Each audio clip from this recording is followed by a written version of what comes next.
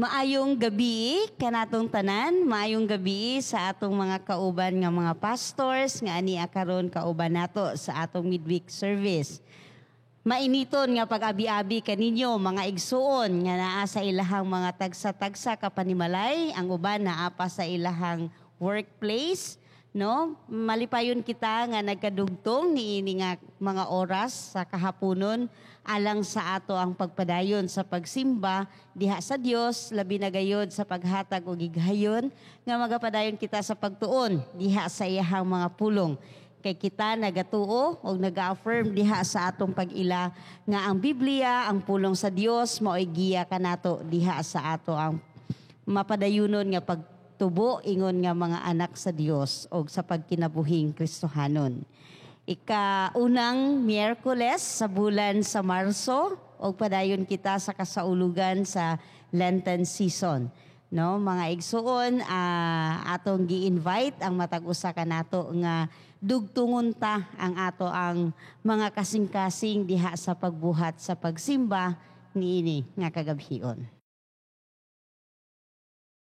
Atong awiton ang atong himno diha sa pagsugod sa atong pagsimba.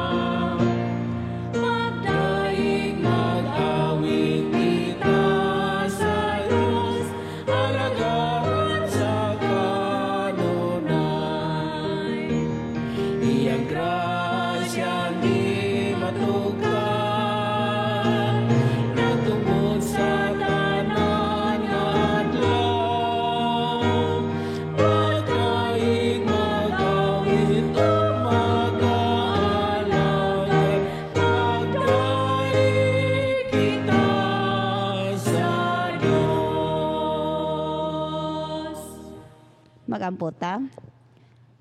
Nagadayig o nagahimaya kami kanimo Ginoo tungod sa imuhang gugma nga wala gayoy undang nga gipadayag diha alang kanamong tanan ug niini nga kalibutan. Salamat o Dios sa imuhang pagsangkap kanamo sa mga nanglabay nga adlaw ug nanglabay nga mga oras niining among mga kinabuhi.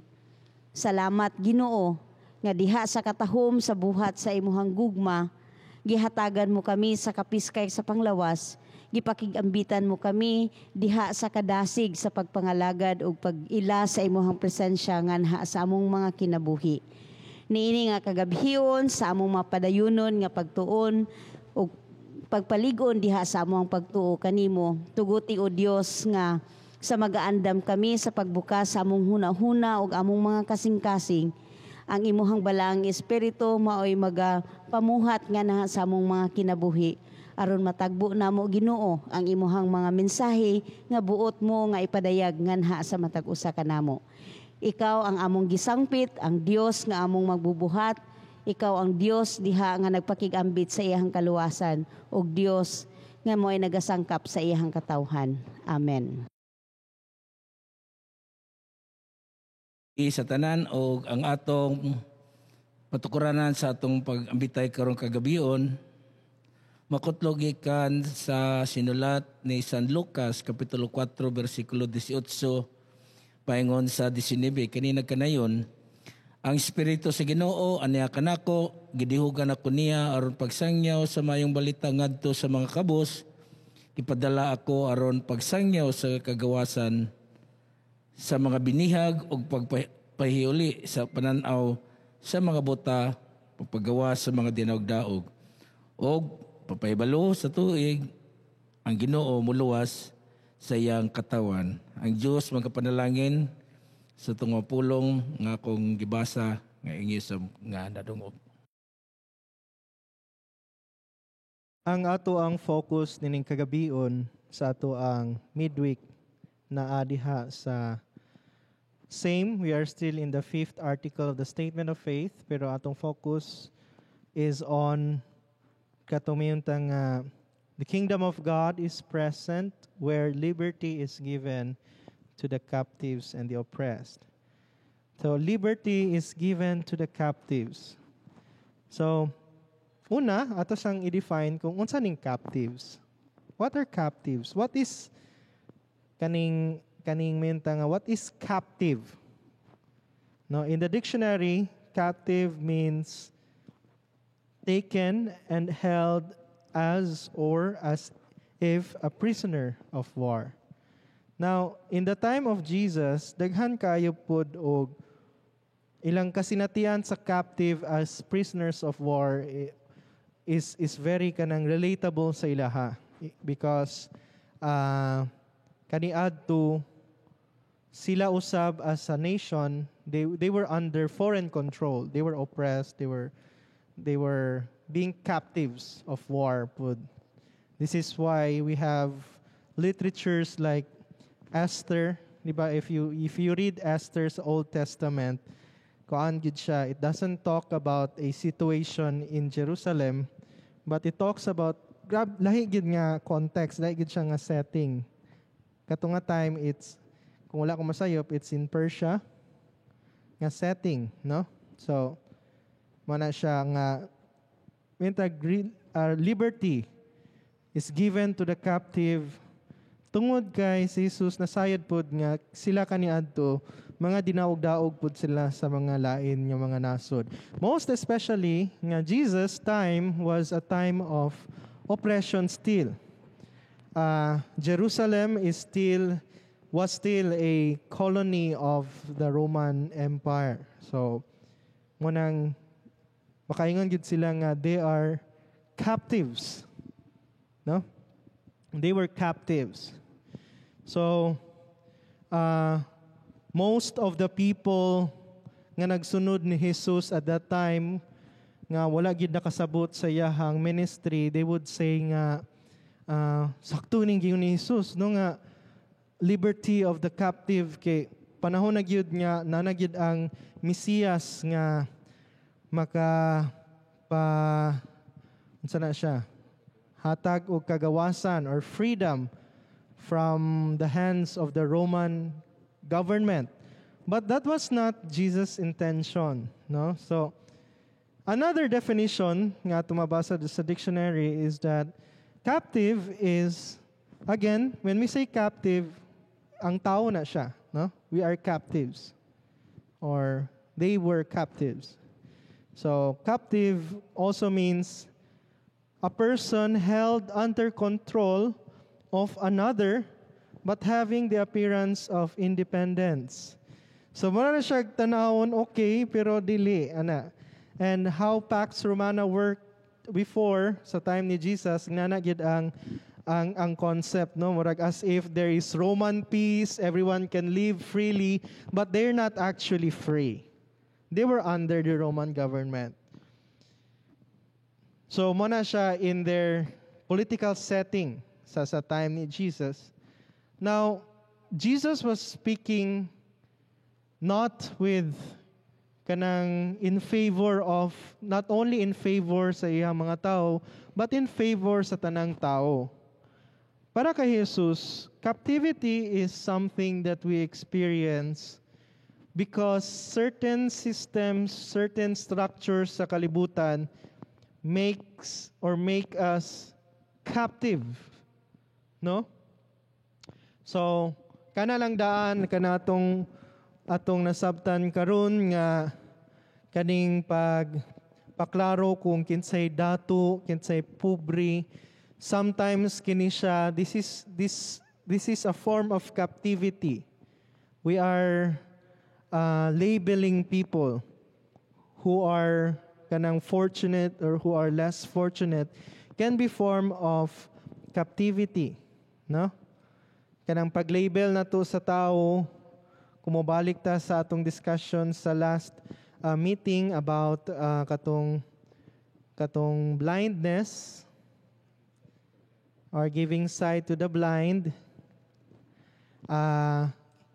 Kaning mingon ta nga kung kumplito atong lawas, ang uban dili kumplito ang ilahang lawas, mingon ta nga that's a form of captivity gapon. We are held captive of the ideology nga something is better than the other.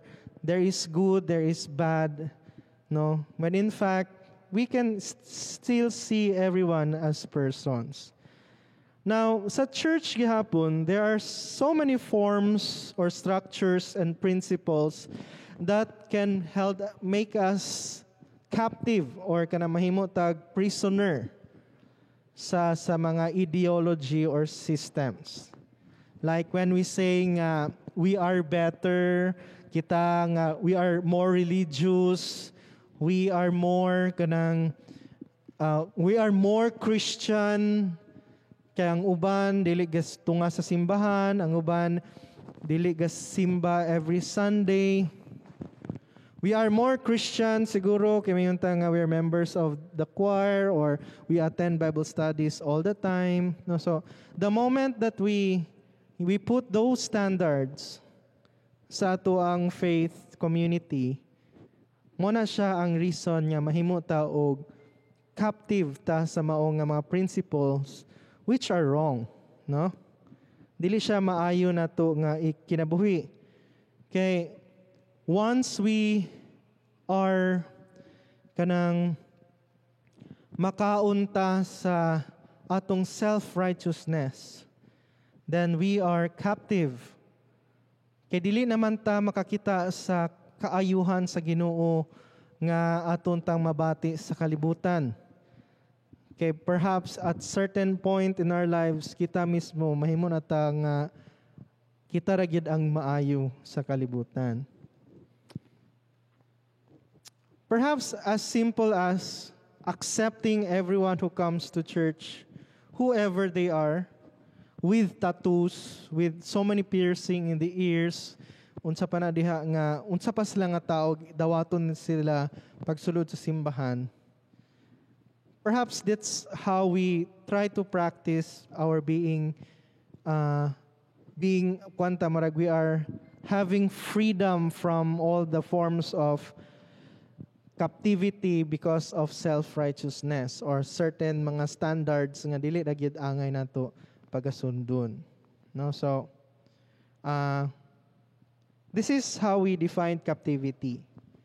Nga perhaps certain norms, perhaps certain principles atong kinabuhi are holding us back to see what is really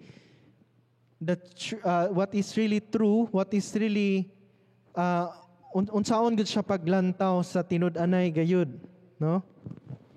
Usay di na lang ta mo buhat, dili ta mo action, dili ta mo magtanga na lang ta tungod kay we are held captive of our principles. We are held captive even with our emotions because we hate the people inside the church. Di na lang ta mo simba kay we are held captive with our emotions, no?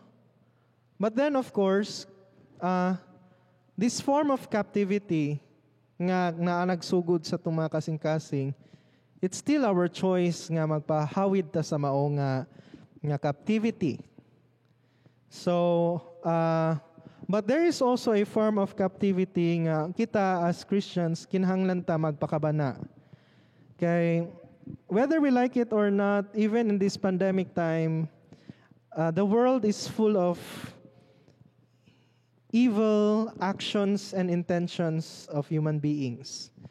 It's full of oppression. It's still full of kanang corruption, injustices. Siguro kita nga gasimba ta pirmi dinhi sa simbahan, dili kay nato na mabantayan. But then when we go outside, mao pagyahapon ang sitwasyon. While we fear the pandemic, nga matakdan ta sa sakit, ang uban fears the pandemic gihapon, at the same time fear nga mamatay sila kay wala na sila kaunon. So these are forms of captivity nga mingon ta nga we can help to eradicate or eliminate, no, so that everyone can really experience that liberty, that all of us can be free from all forms of captivity. Mga kaigsunan, ang akong mga kauban nga mga pastor, sila ang magpalalom, may tungod niining mingunta nga, unsa gyud ning liberty. What is liberty? That kinahanglan gyud siya alang sa mga captive sama kanatong tanan.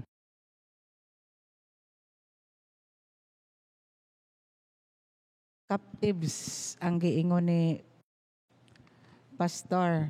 So, atong una-unaon nga usan ni siya sa Statement of Faith sa UCCP nga ang kingdom sa Dios niya sa ato present where liberty is given to the captives.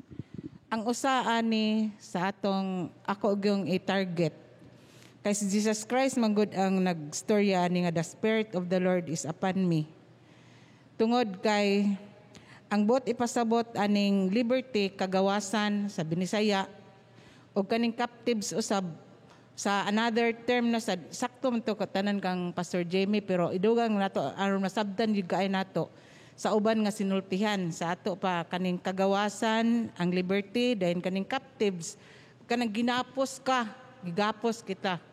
So kini pod nahibal-an nato nga ang kingdom of God niya na gid sa ato tungod kay ang usa ka simbolo ni ana nga gigapos kita sa atong mga sala o giluwas kita sa Dios, giluwas kita ni Ginoong Hesukristo, gihatagan kita niya og kagawasan gikan sa pagpakasala, gikan sa paghapos ni Satanas sa atong kinabuhi. Iya tang giulipon pag-ayo sa wala pa moabot si Ginoong Hesukristo aron nga kanang luwason kita niya, mahimo kitang mahatagan sa kagawasan gikan sa sala nga atong kinabuhi sa panahon nga wala pa nato na angkon si Ginoong Hesukristo.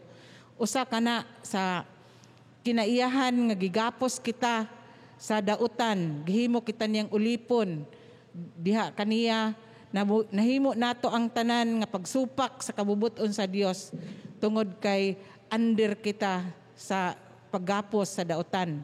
So sa pagpakamatay ni Ginoong Hesukristo alang kanatong tanan, nakaangkon kita sa liberty, nakaangkon kita sa freedom nga igno nato mao ang kaluwasan na angkon nato diha kang Hesukristo, mao nga ingno nato nga tinuod gyud nga ang kingdom of God is present dinhi kanato tungod kay nakaangkon na kita sa kaluwasan, kagawasan nga mao gyud ang ingno nato nga liberty is present. Sa ato nga pagkakristohanon, naangkon na nato kini nga kagawasan. O kung imo pagyong una-unaon uban pa nga kanang bisag kristohanon na pudda, naapaghihapon ta sa pagkaginapos. Kung ang atong mga garbo kanunay nga niya paghihapon sa ato, wala nato na na-release, wala na nag-angkon ta nga luwas na kita rapod ang ato nga kami ra gyud naluwas kinahanglan gyud nga kuan. Mura bitaw og nagapos paghihapon ta sa atong kanang self-righteous nga kita ra gyud ang naluwas tungod sa atong garbo. Nga taas kay ang atong garbo, di ta kahibalo nga mosabot sa dili nato sabton ang right sa uban. Natamaka nato ang ilang mga usab nga kaugalingon nga kanang katungod tungod kay kanang ang ato lang nga ang ato may gusto nato matuman ug kita ray paminawon sa tanan, dili na ta maminaw sa uban pa nga mga suggestion sa uban nga alang sa makaayo sa iglesia. So kana nga kinaiyahan under pagyapon na siya sa captivity sa iyang garbo. So kinahanglan nga tungod kay ang kingdom of God naa naman sa atong una-unaon nga ato pong magsinabdanay kita diha sa atong sa iglesia aron nga maangkon pod nato ang kagawasan. Kitang tanan maangkon nato ang kaluwasan uban sa paghigugmaay sa isag-isa.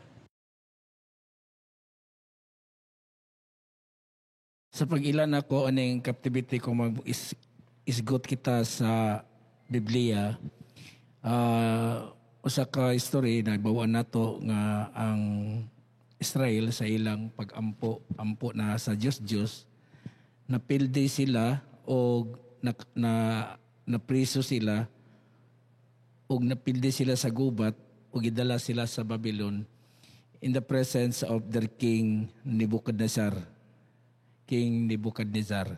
So gidala sila dito sa Babylon. Pag-abot nila dito sa Babylon, nahimog silang captives dito. In a sense nga they are limited sa ilang panag-uban, gani gibawal sila sa pagsimba sa Ginoo. And then sa tanan nila buhaton, they are being controlled by the Babylon soldiers and the king. So nawala ang panagiusa sa pamilya, nagbulag-bulag, and then to the point nga sa ilang kagulingon mismo, di na sila kabalo, unsay angan nila buhaton tungod sa ilang pagkapaniriso. So sa ilang pag-ampo sa Ginoo, and indeed their prayers are being answered, ang Babylon napildi ni King Cyrus. So pag-abot ni King Cyrus nga napildi ng Babylon, gipa-restore niya balik ang pamilya, meaning ang tanan pamilya Israelites gipapauli balik dito sa lugar sa ilang nasod sa Israel. In other words, kung sa imong pagka-captivity, sa imong pagkabinilanggo diay, kung mag-ampo lagi day ka pirmi sa Ginoo, imo nang buhaton dayon sa mga butang nga tan-aw ni mawala ing pagkapiniriso, ma-release giday ka sa imong pagka-binilanggo. The same true dinhi sa atong Ginoong Hesukristo, sadyang may istorya siya nga the kingdom of God is present when liberty is given to the captives and the oppressed, meaning kung isulod na nato si Hesukristo sa atong kinabuhi, then kanang atong pagka makasasala, makaamgo na ta ba nga dili day maayo nga magpakasala ka. So sa ato para malibre na ka, matagaan na ka og kagawasan. Ikaduha, somehow sa imong mga kanang pagpamuyo din sa kalibutan, as I remember for how many years, bata pa ko, there are things nga dili angay na buhaton sa gabi as labi na kung Bernes, mga tinuuhan nga dili maghugas o gabi as labi nagbirnes. Kung naay mamatay, dili man limpyo sa balay kundi ihaya. Muna siya nga klase ng mga tinunan ako nadunggan. O kanabitang kanang napriso kay ta sa mga balaod nga to the point nga dili wala na kay chance nga makalihok tungod kay naay balaod nga mapugong kanimo. Apan di ay sa dihang isuluday nimo sa imong kinabuhi sa Hesukristo, tagaan gid kay kagawasan sa pagbuhat sa mga butang nga dili makabungkag si relasyon sa imong pamilya, matagaan kag kagawasan sa pag-ila nga naa pa day mas malabaw pa sa balaod sa sa kalibutan nga gibuhat ni Hesukristo nga pwede nato mabuhat. So meaning ang atong pagkapiniriso mabungkag na, mapuwas na, mawala na tungod kay imo namang gidala si Hesukristo sa imong kinabuhi. Now, kung mag-isgot ta og freedom to the captives, mao ni siya ang angay nato buhaton isip magtotoo og nagsunod sa atong Ginoong Hesukristo. Kay daghan kayo mga igsuonan nato hantud karon na nga priso pa sa tinuuhan, na priso pa sa ilang pagpadayunon nga pagpakasala, na priso pa sa daghan mga butang nga tan-aw nila makadugang o kalipay sa ilang kinabuhi. Wala nila ninamdumi or wala nila nakitaan nga ang pag-angkon diha o pagdawat nila kang Hesukristo mahimo silang makatanggal o makapuwas sa ilang pagkabinilanggo sa mga butang nga kalibutanon. This is why as magtotoo sama kaninyo nang hinaot kita nga ang kaning gingarian sa Ginoo moabot unta nila labi na katong sa mga piniriso, not literally nga naagid sa persuhan, but things nga tan-aw nila nakapugong sa ilang pagsalig sa Ginoo. It is because hantod karon na priso pagyapon sila ug wala pa sila makaila sa atong Ginoong Hesukristo. So atong mga tulubagon isip nga lagad sa Ginoo mao ta nato ipakig-ambit ngadto sa atong mga kakigsuonan.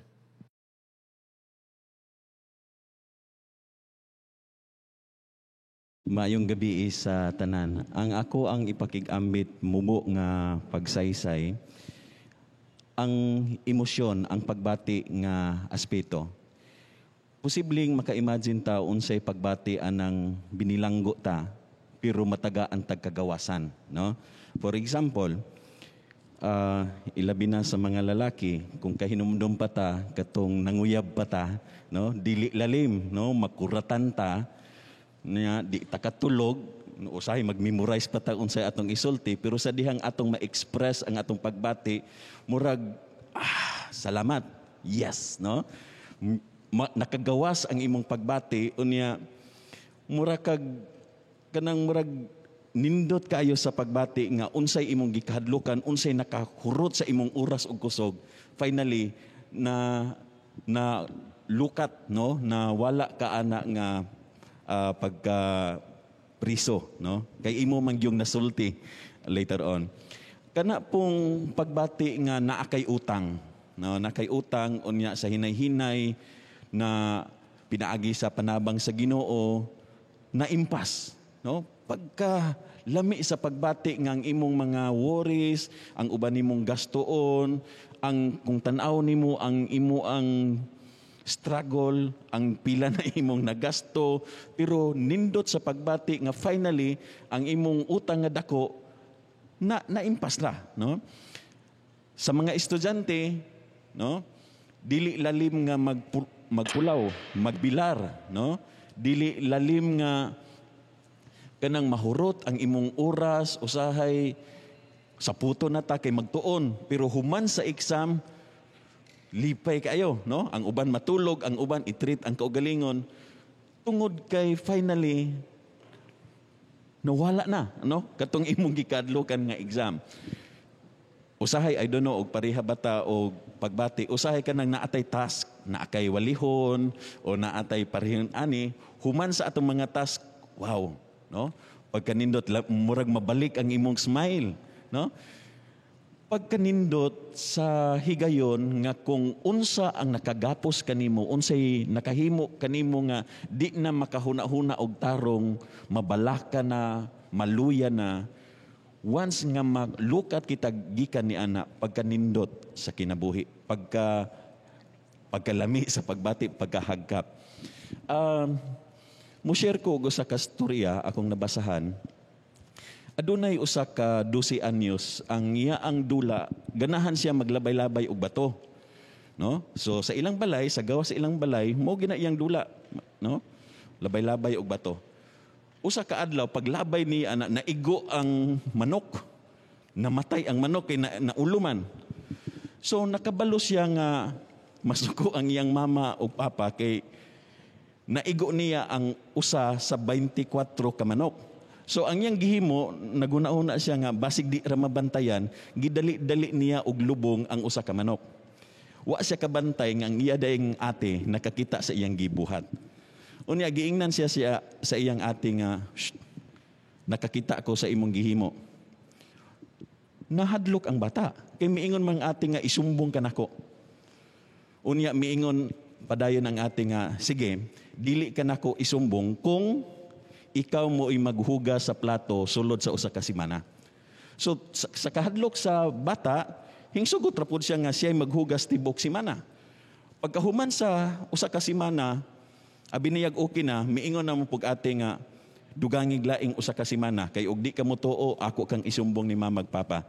So sugot ra pud siya kay hadlok gud siya. Ang duha ka semana nahuman, miingon naman pug ate dugangig laing semana. Dili na kaya sa bata, no? So mireklamo na gid siya nga kapoy na, di na ko mo hugas. Miingon ang ate iyang gihadlok nga, sige, og di ka manghugas, ako kang isumbong na gyud ni mama ug papa. Miingon ang bata nga, sige, isumbong ko. Total, ako namang gitug-an nila nga nakasala ko. Og ila na kong gipasaylo. No? Makita nimo ang transformation gikan sa kahadlok ug sa diyang iyang gitug-an sa iyang mama ug papa, na-relieve siya. No? So mo'y ato ang pag-ampo alang kaninyo o kanamo. Tinuod nga naay klase-klase managlahi ang mga senaryo or sitwasyon, sirkumstansya nga nakagapos ka nato. Dili na malikayan. Pero ang pasalig gikan sa atong teksto karon, gikan sa atong discussion, nga naay kagawasan nga gi-offer ang Ginoo alang ni adtong nabilanggo. Mao kana kita. Og ang solusyon anaa kang Kristo. Busa padayon kitang magaduol kaniya kung aduna kitay mga kasalanan ato kanang dadon ngadto sa Dios og tugutan nga ang Dios mubag-o ug muhatag sa kagawasan nga atong gikinahanglan. For sure, dakong kalipay ang nagahulat alang kanato. Adunay kalinaw, adunay paglaom, adunay kadasig. Kung padayon kitang muduol sa Dios, nga mooy nag-offer ni ana alang kanatong tanan. Kaganina sa klaro kaayo sa pagpakigambit ni Pastor Jimmy kung unsa ang definition sa captivity, no? Ang pagkabinilanggo nga di ay daghan kaayong hulagway diha sa pagkabinilanggo nga masinati sa katawhan niini nga kalibutan. Adunay moingon kita nga systematic ang experience, no, diha sa sistema or diha sa usa ka naay mga cultural practices nga makahimo kanato nga dili kita gawas nun diha sa kinabuhi. Naapoy mga kasinatian nga personal usab ang ato ang experience diha sa pagkabinilanggo, no, sama sa atong mga gipang share karon nga naay mga kahigayunan sa kinabuhi nga kita mismo naa kay tay personal experience nga nahimo kitang captive diha sa kahimtangan nga dili kita gawas nun o nawad-an or gikuhaan kita sa kahigayunan nga maka-experience sa hamugaway nga kinabuhi. Sa atong nasabtan niining captivity, atong dili nato malikayan sa paglantaw nga ang esensya sa kinabuhi mao gayud ang kagawasan, no? Nga maupod ni ang central teaching sa ato ang Ginoong Hesukristo. Gani diha sa Luke chapter 4 nga ato ang gibasa kaganina, miingon si Jesus, "The Spirit of the Lord is upon me because He has anointed me to preach good news to the poor. He has sent me to proclaim release to the captives and recovery of sight to the blind, to set at liberty those who are oppressed, to proclaim the acceptable year of the Lord." Ang pinakamensahe sa pagpakigambit sa Dios diha sa pagpamuhat sa gugma ug sa grasya mao gayud ang paghatag sa kagawasan sa tibuok kalibutan. Kung ang kinabuhi, kaganina ningon ko nga ang esensya sa kinabuhi mao ang kagawasan. Kung ang kinabuhi gihikawan diha sa kagawasan, dili kini mahimong mahinungdanon nga kinabuhi, no? Lisod kini puy-an nga kahimtangan, no? Kay pwede man gud ta moingon nga buhi ta, naginhawa ta, pero wala tay kinabuhi. Naa ba tay mga experience ni ana nga oo lagi naginhawa man ta, nag-istorya man ta, nag-exist ta, pero sa atong existence mura kita og patay. Wala kita'y kinabuhi tungod kay daghan kaayong mga kahimtangan or naa kita diha sa sitwasyon nga wala nato natagamtaman ang kinabuhi nga gigasa sa Dios, no? Freedom to all forms of captivity mao kana ang katuyuan sa Ginoo sa iyahang pagpakatawo pinaagi ni Hesukristo. Sa kasaysayan nga nahisulat diha sa Biblia, atong nakit-an ang lain-lain nga kahimtangan sa kinabuhi sa katawhan, diin ang pinakamensahe gayud mao gayud ang pagpakigambit sa Dios sa kagawasan sa iyang katawhan.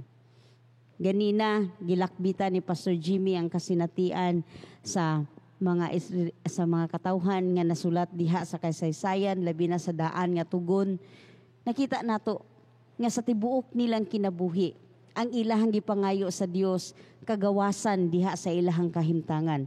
Tungod kay sa tibuok nilang kinabuhi, nahimo silang binilanggo diha sa usa ka sistema o diha sa usa ka paggahom kanila nga wala nila nasinati ang kinabuhi o kabuhong sa gugma sa Ginoo.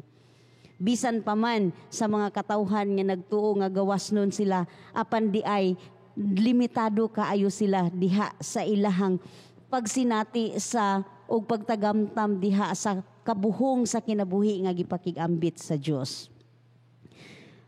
Usahay ang kinabuhi, moingon kita, ang atong kahimtangan sa kalibutan, moingon kita, dili siya life-giving, no? Mao nang niingon kita nga naay mga binilanggo, no? Kay literally dili man nagpasabot nga ang mga binilanggo katong naa sa sulod gayud sa prisuhan, naa sa city jail, naa sa provincial jail. Bisan kita nga gawas nun sa paglihok-lihok diha sa matag adlaw, aduna kitay lain-lain nga rehas nga giatubang sa kinabuhi. Nga naninguha kita sa presensya sa Ginoo nga mo'y maghatag kanato sa kagawasan, no? Ni-recognize nato nga dili kita mahimong equip diha sa pagpadayag sa gugma sa Ginoo tungod kay giila nato nga aduna pud kitay lain-lain nga kahuyangon, lain-lain nga kakulangon sa kinabuhi. Ug kini nagapadayag kini nga diha sa matag adlaw naagid tay mga hagit sa kinabuhi nga ginaatubang. Sa 40 days of experience ni Jesus diha sa iyahang pagsinati usab sa lain-lain nga temptasyon sa iyahang kapanahunan, nahimo siyang gawas nun tungod kay nagpabilin siya sa pagbarog diha sa kamatuuran nga gipadayag sa Dios, gipanudlo sa Ginoo nganha sa iyahang mga katawhan. Maupod ni ang hagit kanato diha sa ato ang pag-atubang sa ato ang kinabuhi nga nag-iila kita nga aduna pud kitay mga rehas nga nagababag diha sa ato ang pagsinati sa atong pagkagawas nun. Maangkon lamang nato ang kagawasan uban sa panabang sa Ginoo, no? Kanang kanta sa una sa elementary nga gitudlo kanato kanang say no to the devil who wants you to sin, di ba? Common kaayo nga understanding nga ang pagbalibad sa evilness lisod kaayo buhaton sa tao.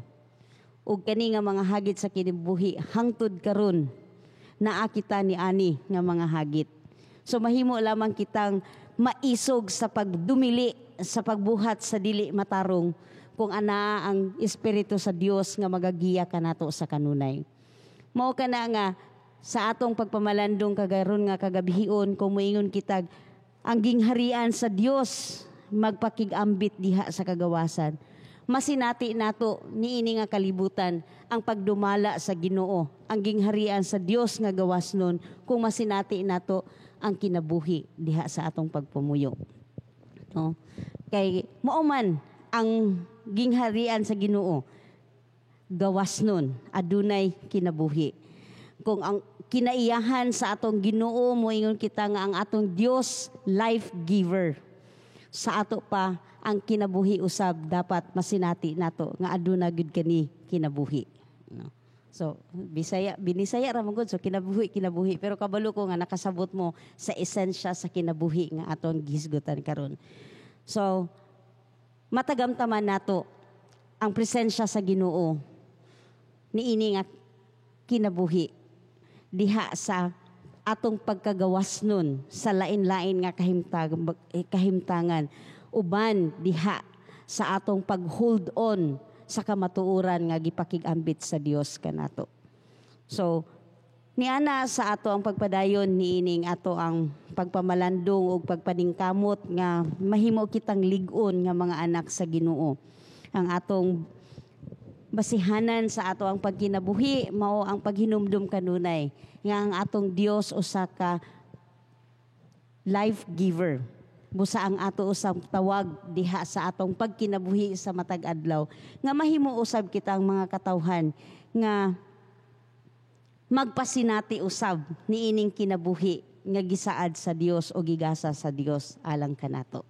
So it's another way of saying we being a blessing to others. So kita usab mahimo kitang life giver ngadto sa uban. Ang ato usab nga kinabuhi life giving usab aron ang tanan makasinati diha sa kagawasan nga gipakigambit sa Dios alang kanato. Aduna lang ko'y katapusan nga dugang samtang nga malandong kita ni ining freedom na kapamalandong ko nga usanam daytod katuig gagigapos kita sa COVID-19. Wala kita'y freedom nga makasimba dinhi sa atong simbahan, ang mga katigulangan o kabataan naara sa panimalay, wala sila'y freedom nga kung gusto sila moadto sa dapit kay tungod ni ining kaaway nga nagagapos sa ato. Unya ang nagapos niya physically kabaluta nga wala niya nagapos ang pulong sa Dios tungod kay ang pagsangyaw sa pulong sa Ginoo naa mangyapon tay freedom nga maminaw bisag naa ta sa panimalay. Bisag naa kita igno nato na priso kita sa atong panimalay unya ang mga kabataan na priso usab pero nagpadayon ang gahom sa balaang espiritu nga nagapamuhat usab sa nagdumala sa Saturday jump nga naagyapon freedom sa mga bata nga makapaminaw sa ilang naandan nga mga Sunday school nga mga lesson, ilang naandan nga mga kanang mga pulong sa Ginoo pinaagi sa mga awit.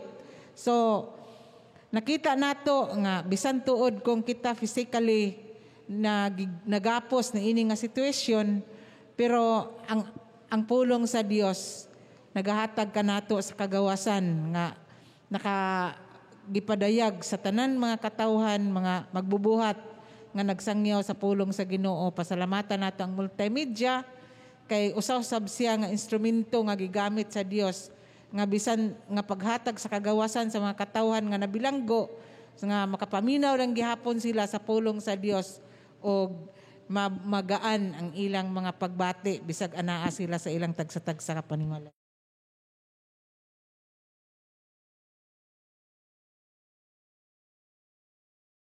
Daghan salamat sa ato ang mga pagpamalandong nga napakigambitan karon. Padayon kita diha sa ato ang pagkinabuhi o pagpamalandong diha sa ato ang pagkabinilanggo o kaha diha sa atong pagkagawasnon.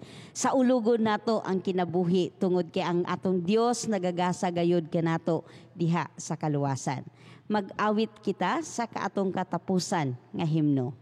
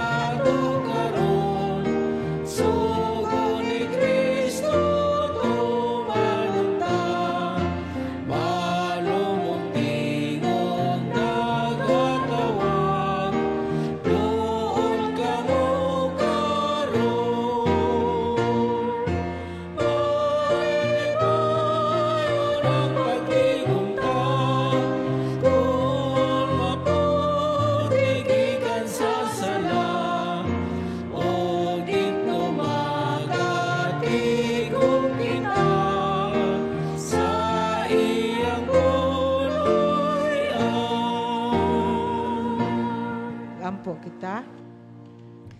Daghang kaayong salamat Ginoo sa mga pulong nga among nabati niining kagabion nga nakapalig-on kanamo sa among pagtuo diha kanimo. Tinuod gyud Ginoo nga malipayon kami sa kanunay sa among panagtigom bisan diha sa among tagstag sa kapanimalay tungod kay ana ay ikaw nga nagputli kanamo. Imo kaming gihatagan sa kagawasan. Giluwas mo kami sa among mga kasalanan.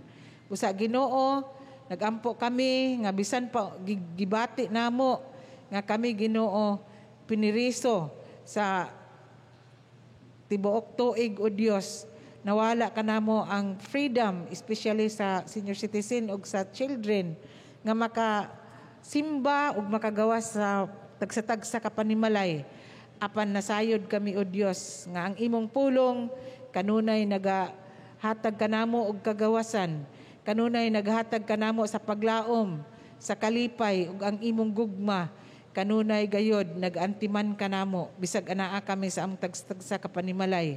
Gibati gihapon namo ang kalipay tungod kay nag-ingon ikaw nga bisag usa na lang kagutlo sa among kinabuhi, dili mo kami pasagdan ug dili mo gyud kami biyaan.